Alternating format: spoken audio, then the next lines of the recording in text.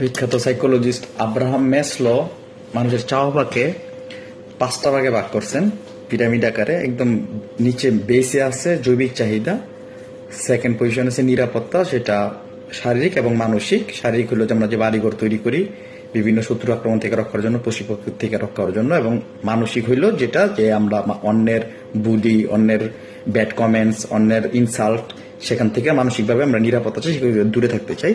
এটা সেকেন্ড পজিশনে আছে। এবং থার্ড পজিশনে আছে প্রেম, ভালোবাসা, friendship, all kinds of relation.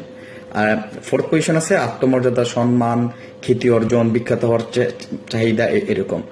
একদম ফিফথ যে টপ যে পজিশন সেটা হচ্ছে সেলফ অ্যাকচুয়ালাইজেশন।